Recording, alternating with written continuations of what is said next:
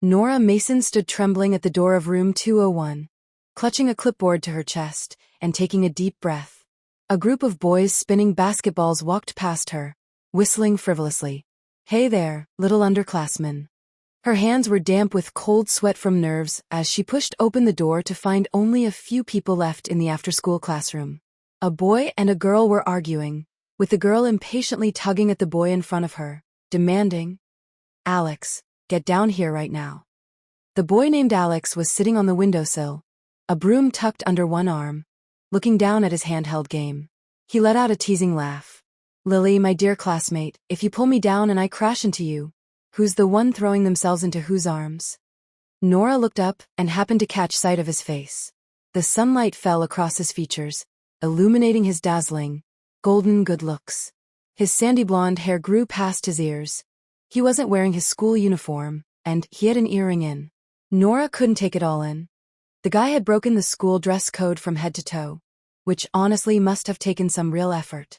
She was a little afraid of him, but she forced herself to stand up straight and knocked on the door. Unfortunately, her knock was too soft, and no one heard her at all. Lily was still lecturing him. "Alex, are you going to do your classroom chores or not? The duty inspector is going to be here any minute." "Those little brats from the middle school." The boy didn't finish a sentence before he looked up and finally spotted Nora standing in the doorway. He raised an eyebrow. "Speak of the devil. Hey, kid." Her face flushed bright red as she stammered. "A sanitation inspection."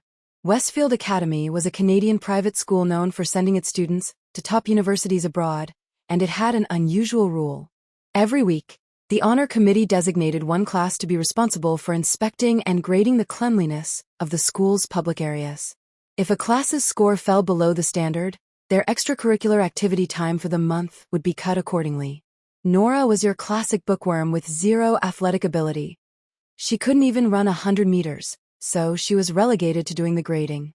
And right now, this particular classroom, the senior class of the IB program, was infamous throughout the entire school. The IB program was the legendary gathering place for rich kids. Most of the students here had no intention of taking standard Canadian exams.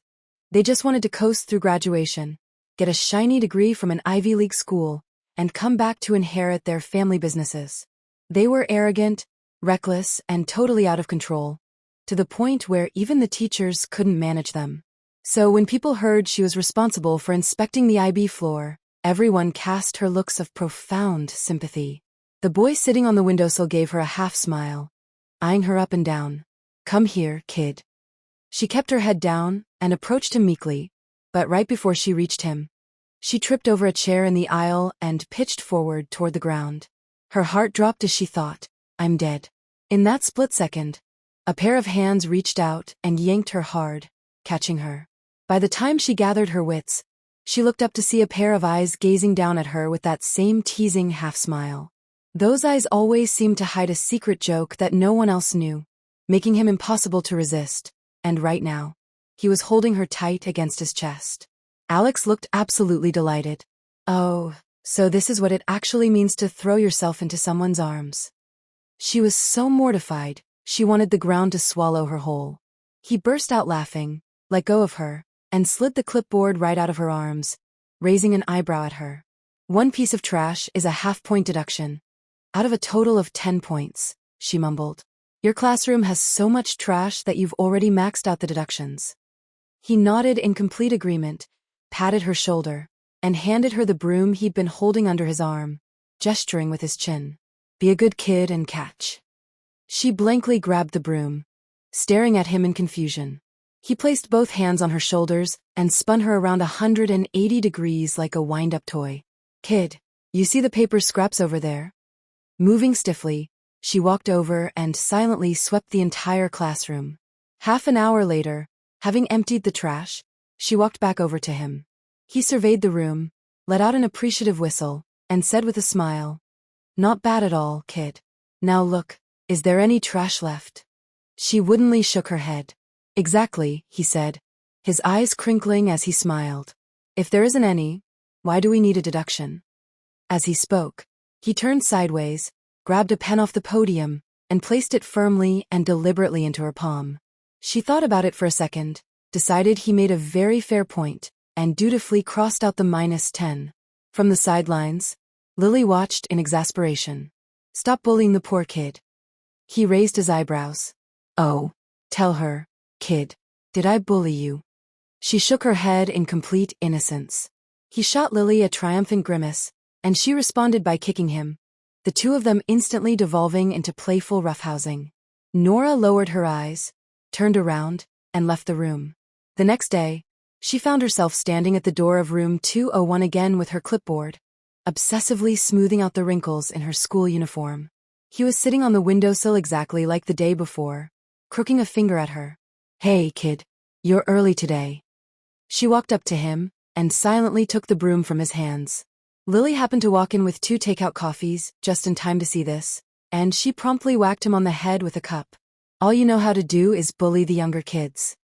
On the third day, she showed up at the door of room 201 again, but Alex wasn't there. An indescribable sense of disappointment washed over her, and she lowered her eyes. Suddenly, a pair of hands dropped over her head from above. She turned around blankly to see him smoothly spinning a basketball on his finger. He raised an eyebrow. "Looking for me, kid?" Lily, standing behind him, rolled her eyes. "You are so full of yourself." Nora didn't say anything, just pointed at the trash on the floor. He bent down, picked up a crumpled ball of paper, smoothed it out, and yelled into the classroom. "Hey Piggy, you aiming for a perfect score on the math test today or what?" "Hey, you must be psychic." "Tisk," he said, holding up the piece of paper. "The answers are literally written right here." On the fourth day, as soon as she reached the top of the stairs, she saw him standing backlit by the exit, rhythmically spinning his basketball. "Hey kid," he said, his eyes narrowing into a smile. "You're here." The fifth day was her final day of inspections. It happened to coincide with the IB class's gym period, so there wasn't a single soul in the classroom. She quietly walked to the back door and picked up the broom. A little while later, the students returned from the athletic field and stopped dead at the classroom door. They stared at each other in confusion, then looked at the figures silently sweeping the floor, half wondering if they'd walked into the wrong room. He strolled up the stairs with his usual careless swagger, spotting everyone crowded around the doorway and glancing over in confusion.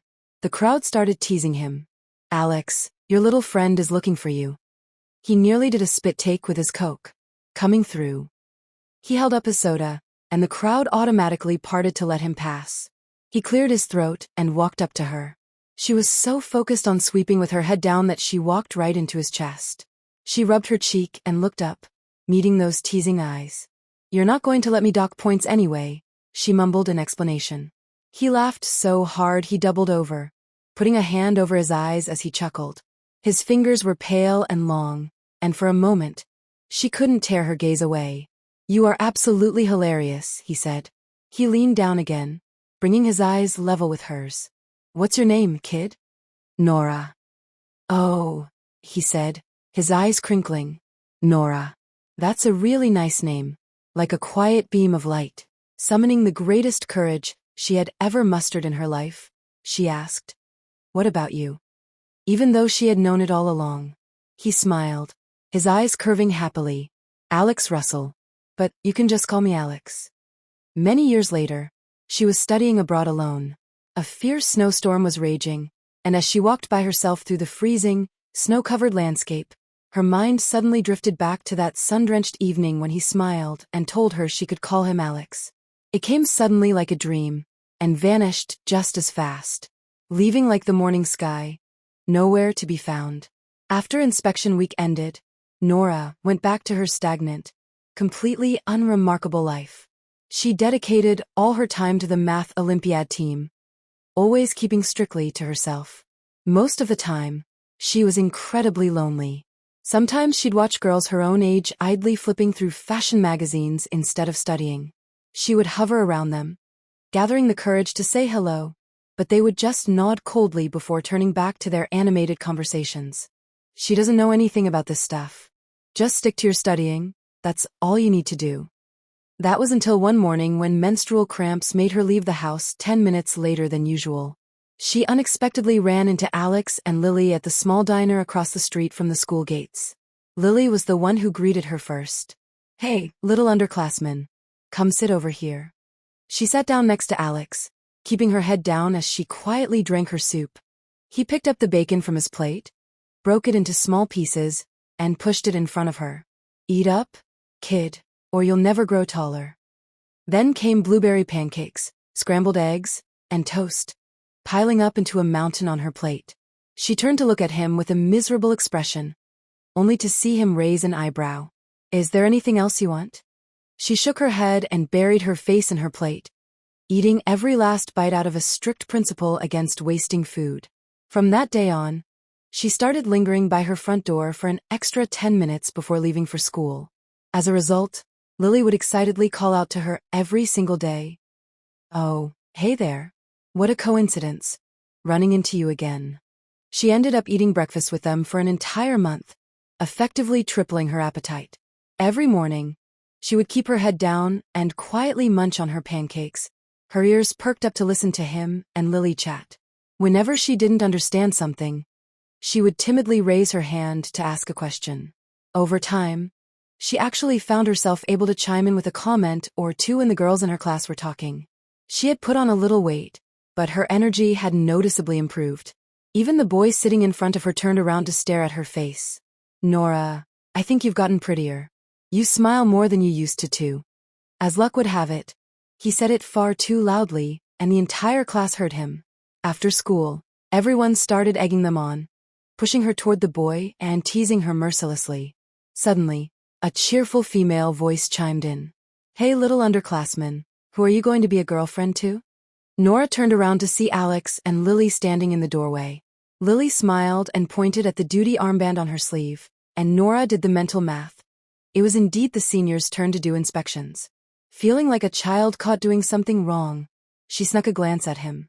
But he was completely expressionless, his head turned as he spoke to Lily, not even sparing her a single look. Her classmates were still winking and hollering, and her mood immediately tanked. She dropped her head. Of course, the boy from the front row had to lean in with a goofy grin, casually asking, "Hey, shorty, what are you thinking about?" A hand reached out toward her. Assuming it was the boy from the front row, she suddenly exploded, slapping the hand away. "Don't call me shorty." The whole class fell dead silent. She looked up to see him standing there, his hand frozen midair, a look of utter shock on his face. After that day, Nora reverted to her old routine. She was the first one in the classroom every day. She'd sweep the floor, and then she'd slump over her desk to start working on practice problems. Occasionally her eyes would ache, and she'd take off her glasses and rub them. But the more she rubbed, the more they hurt. The middle school and senior high schedules barely overlapped. By the time she thought about it again, she realized it had been a very long time since she'd seen him. Then one day, she left her textbook in the library and took a shortcut on her way back to grab it. As she passed by the garden outside the music room, she heard voices up ahead. She stopped in her tracks, suddenly catching his voice. He said, "I'm sorry." A girl's voice, thick with tears, asked, "Then what kind of girl would you like?" He answered carelessly, "If I like someone, I'd like her no matter what she looked like." "Is it Lily?" The sound of a piano suddenly rang out from the music room, startling a flock of birds from the trees. As if sensing something, he snapped his head around and saw her standing by the bushes, completely unsure of where to hide. The corners of his mouth tipped up into a smile. Little kid. It had been 45 days since she had last seen him. She had meticulously crossed out every single day on her calendar. And now here he was, leaning casually against the wall, giving her that half smile. She stared at him, totally frozen, unable to speak a word for a long time. Then she watched him bend down, reach out, and pat her head. "Shorty," he said, "when are you ever going to grow up?" At such a simple sentence, she looked down, saw their overlapping shadows on the ground, and her eyes instantly filled with tears. "What are you crying for?" He immediately panicked, looking completely helpless. "I didn't even bully you." Ringing in her ears was the tearful question that girl had just asked. "Is it Lily?" He had smiled carelessly and said, "Yeah." The next morning, Nora arrived at her classroom just like always and pulled back the curtains, letting the faint morning light spill in. She had just picked up the broom when she heard a light knock at the door. She looked up to see Lily leaning against the doorframe, waving a carton of milk and some bread. Morning, little underclassman. Standing next to her was a very reluctant-looking Alex, who simply narrowed his eyes and let out a yawn when he saw her. Morning, shorty. It was an entirely insignificant moment, yet she remembered it for many years. Time flew by. By the time it was Nora's class's turn to do inspections again, her homeroom teacher confidently handed her the clipboard. You're the first student I've ever seen who hasn't been driven to tears by those IB kids. You've got a bright future ahead of you. It just so happened that both Alex and Lily had been called into the administrative office. Nora didn't see them at the door of room 201, and she couldn't tell if she felt relieved or disappointed. She was relieved she didn't have to watch them laughing and roughhousing together. But where was the disappointment coming from? The IB program took up a few classrooms on the upper floors. By the time she made it to the top floor to do her inspection, it was basically empty. She carefully counted the crumpled paper balls on the floor and marked them down on her clipboard. Hey. A harsh male voice suddenly rang out. What are you doing? She turned around, only to have the clipboard snatched from her hands by several tall boys. They looked at the point deductions she had written down, and one of them sneered. Teet, you're ugly as sin. Yet you've got so much nerve. I hate goody two-shoes like you. Constantly walking around looking like you've been wronged. Someone shoved her hard, sending her crashing against the wall. All she could do was watch helplessly as they threw the clipboard onto the ground. She opened her mouth to say something, but before she could, a red plastic bucket was planted squarely over the head of the boy who had spoken. The group whipped around to see Alex, casually dusting off his hands. My bad. Slipped. He shoved his hands into his pockets, looking like he was just begging for a fight. He pointed at the boys across from him and started counting on his fingers. One piece of trash is a 1-point deduction, right? Let me count them for you. 1, 2, 3, 4, 5. TSK, only 5 points. The leader raised his fist, rearing back to punch him hard, but one of the others swallowed his pride and grabbed him, muttering, Look closely. That's Alex Russell. The boy ground his teeth together. He just has a rich daddy. What's he showing off for? Russell. You and I aren't done here. Alex gave his trademark half-smile. Please don't. I never get tangled up with guys. It's way too much trouble. Once he had dealt with them, he walked over to Nora and jutted his chin at her. Didn't you know this floor is trouble? She lowered her head and mumbled, Thank you. What are you afraid of? He asked. The most terrifying monster of them all is standing right in front of you. Come on, shorty. I'll clear the path. The following summer, Nora participated in the national math competition. When the exam was over, she had just stepped out of the testing center when she heard a loud crack of thunder in the distance. She looked up and realized it was raining. It was a torrential downpour, the heavy drops slamming relentlessly onto the pavement. Parents were arriving in droves to pick up the test takers, and she hoisted her backpack over her head, preparing to make a mad dash into the rain. Suddenly, she slammed right into someone's chest. She was apologizing as she looked up, only to lock eyes with that familiar teasing gaze. His eyes were the color of sea glass, translucent and cool. He was holding a large black umbrella. The world around them was hazy with mist, and everything seemed to quiet down.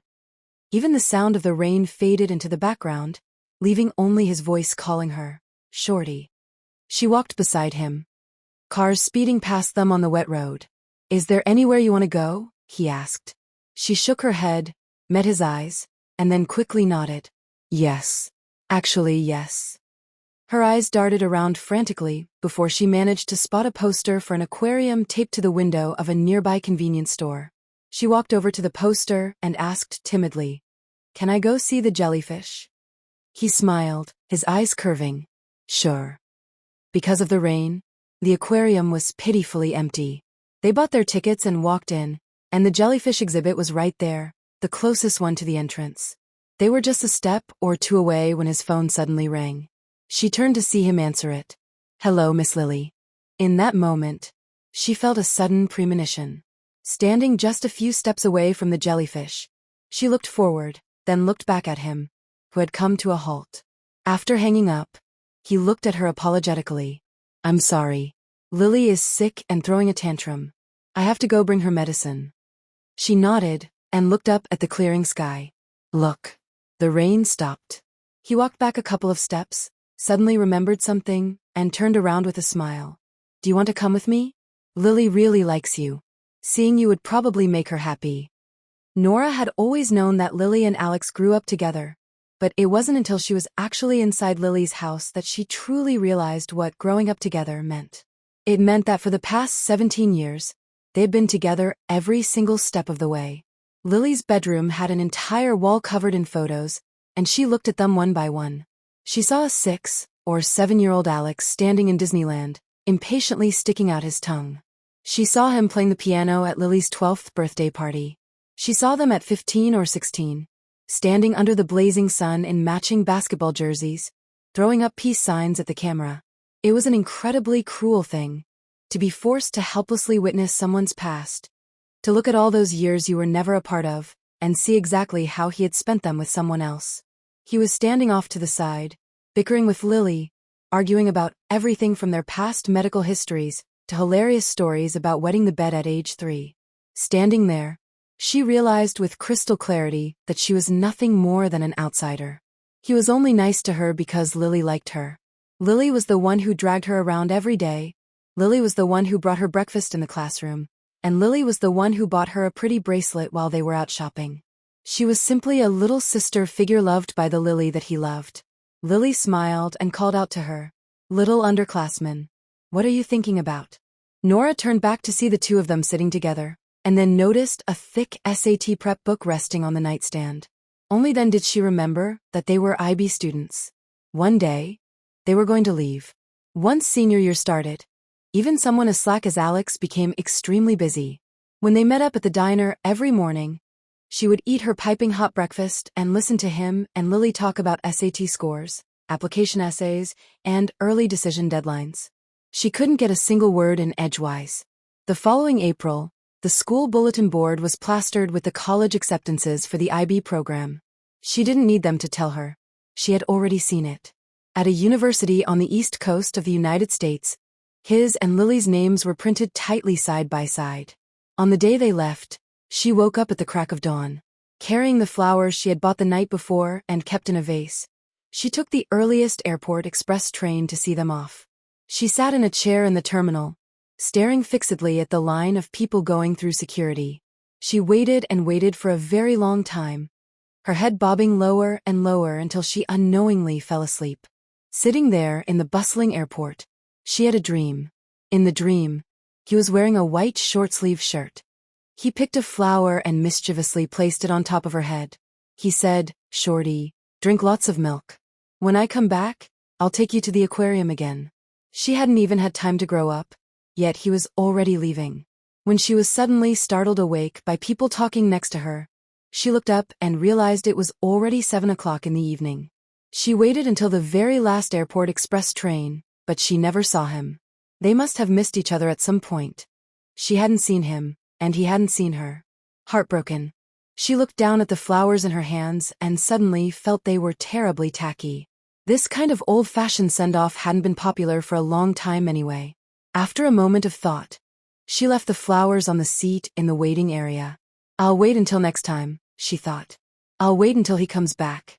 It was drizzling that day, the sky a gloomy gray.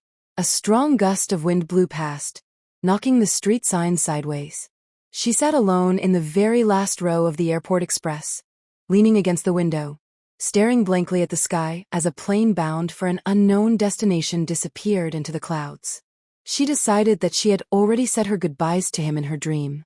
After he moved to the East Coast, his life was just as exciting as she had imagined. He traveled to many different places, and every time he visited a new city, he sent her a postcard. There was never any message, just his signature scrawled across the paper with a flamboyant flourish. Alex Russell. After they were sorted into different classes, she grew increasingly close to her new desk mate.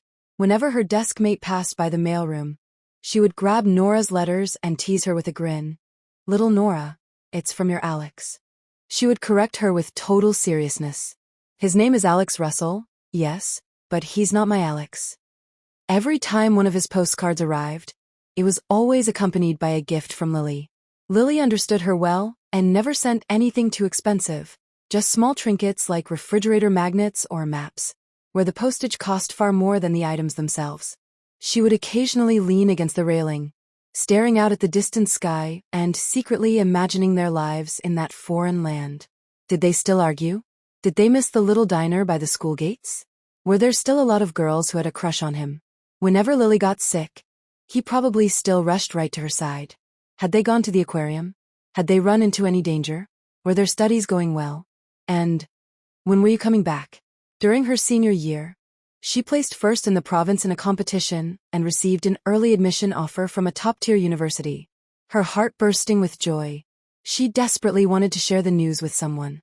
She made a small card out of pressed flowers, covered every inch of it in tiny handwriting, and only then realized she had no idea where to send it. She stared blankly at the card in her hand.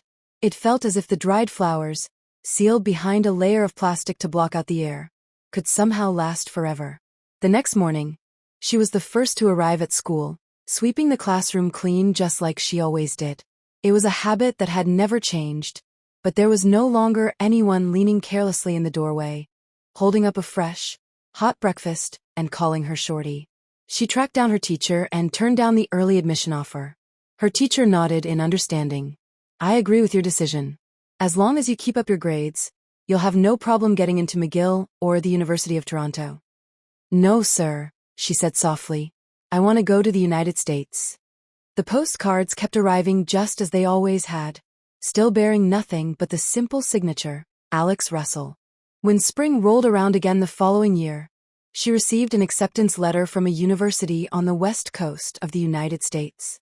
Life rarely works out exactly the way you want it to. He was on the East Coast, and she was on the West Coast. But they were finally standing on the same soil. His silhouette was just ahead of her, flickering in and out of sight. On graduation day, she sat in the little diner across from the school and treated herself to an unprecedented luxury. She ordered one of everything on the menu. When the freshly cooked pancakes were brought out, she meticulously cut them into tiny pieces. The owner, who rarely had a moment of free time, stood by her ear and chatted with her. He told her that rent was getting more and more expensive, but since all his customers were students, he couldn't bear to raise the prices. Still, he admitted, this tiny little storefront probably wouldn't last much longer. What about you, little girl? Where are you heading off to? Her. She kept her head down and carefully finished every last crumb on her plate. I'm going to go find him, she thought. Once she got to the States, she squeezed every spare moment into working part-time jobs. It wasn't until Christmas of her freshman year that she finally scraped together enough money for a cross-country flight and a place to stay. She went to the mall, wanting to buy gifts for him and Lily. She shopped from dawn to dusk, but left entirely empty-handed. Staring at the dazzling array of goods in the display windows, it suddenly dawned on her just how incredibly far removed she was from his life. She had absolutely no idea what he needed or what he liked. Whatever she gave him would feel completely irrelevant. He was Alex Russell. He didn't lack a single thing in the world. And so, she had no choice but to carry her quiet, overwhelming longing and go find him all by herself. She didn't manage to see him that winter break. She stayed near his university for an entire week, walking every single inch of the campus, but she never crossed paths with him. It was only then that she realized, a guy who loved to have fun as much as he did wouldn't just stick around. She was on break, which meant he was on break too. He had probably taken off long ago, headed who knew where. She gave a bitter smile, flew back, and went right back to school and work, living out her monotonous daily routine. She asked her old desk mate back home to check for postcards at their high school, but he seemed to know she had graduated and hadn't sent a single one. She had never imagined that in a world this vast, losing someone could be so incredibly easy. Even though this was precisely the moment she should have felt disappointed, she somehow found herself thinking about something else entirely. Her very first encounter with him hadn't been during the school sanitation inspections. It was right after she had first enrolled. She had taken her first exams and placed first in the grade. She was practically glowing with excitement as she walked up to her classroom, but before she could push the door open, she heard people talking inside. She's so ugly. If her grades weren't good, How else would she even survive? You can tell just by looking at her that she's a total nerd. Could anyone actually like a girl like that? She was only a young teenager then, entirely oblivious to the sheer cruelty people were capable of.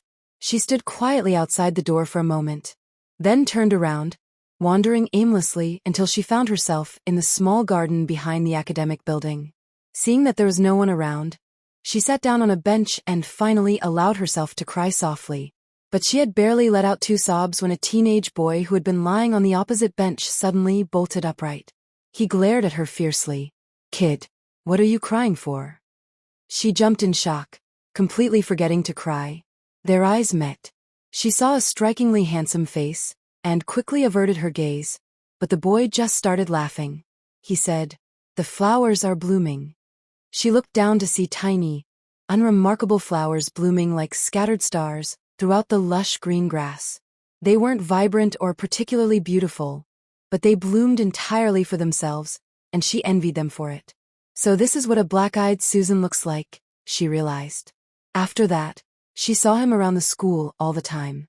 He was the golden boy who commanded everyone's attention, but he had long since forgotten her. And then came the day she walked up to him trembling, clutching her clipboard, and he had laughed with pure delight, telling her, "So this is what it actually means to throw yourself into someone's arms." Long, long before any of that, she had remembered him, thought of him, and longed for him. Yet he was like a gust of wind, a passing rain shower, a drifting cloud. He was there in the morning and gone by dusk, stopping briefly in her life before moving on to some far-off place. The following summer, she stayed on campus for summer school, flying out to the East Coast on her very last weekend. His classes hadn't started yet, and once again, she came up empty-handed. And just like that, before she ever managed to find him, he graduated. And with that, she lost track of him completely. And then what?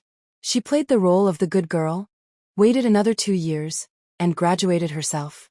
She wanted to stay in the country, so she applied to graduate school and kept on studying. She thought back to her old classmates teasing how they had said she was suited for nothing but reading books for the rest of her life. Another 2 summers passed, and she traveled to New York for an exchange program. Amidst the crushing crowds of Times Square, she suddenly heard a familiar voice. She whipped her head around and saw Lily, who had cut her hair short. She looked sharp and put together, nothing at all like the teenage girl who used to wave her fists around and threaten to beat him up. She wore a glittering diamond ring on her pinky finger, catching the sunlight beautifully. Staring at that ring, she suddenly lost the courage to walk up and call out her name. In all those years of separation, he had been her compass. She had sailed alone across a vast, endless ocean, always heading toward wherever he was. Yet now that she had actually reached the destination, she was gripped by a sudden, terrifying hesitation.